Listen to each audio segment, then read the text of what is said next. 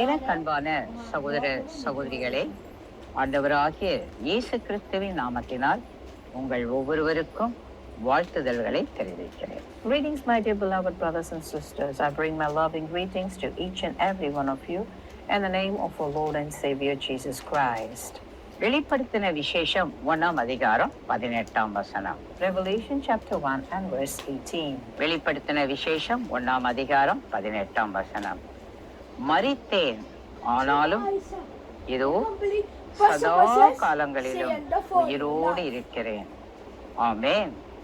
நான் மரணத்திற்கும் பாதாளத்திற்கும் உரிய திறவுகோல்களை உடையவராய் இருக்கிறேன். Revelation chapter 1 and verse 18.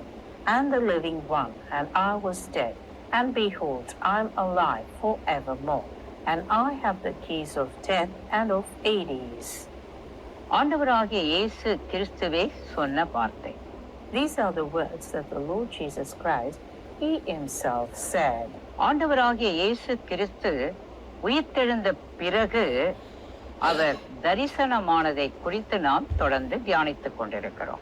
We are continuing to meditate as to how is it that the Lord Jesus Christ, after His resurrection, He revealed Himself.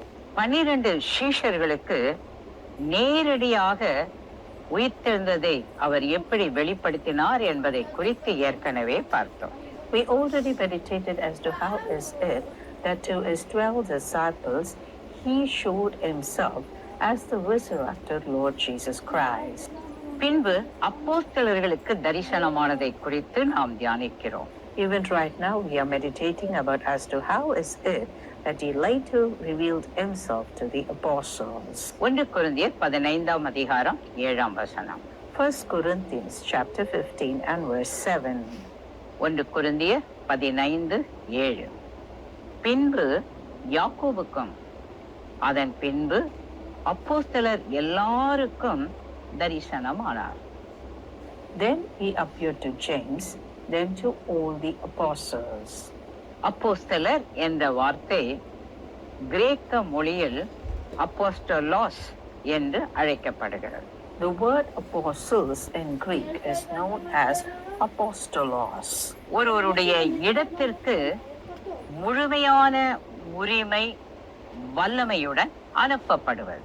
A delegate, a one who has been sent with full power of attorney to sit in the place of another. அனுப்பினவர் அனுப்பின நபருடன் இருக்க வேண்டும். The sender needs to remain behind to back up the one that has been sent. உலகம் எங்கிலும் தேவ பிள்ளைகள்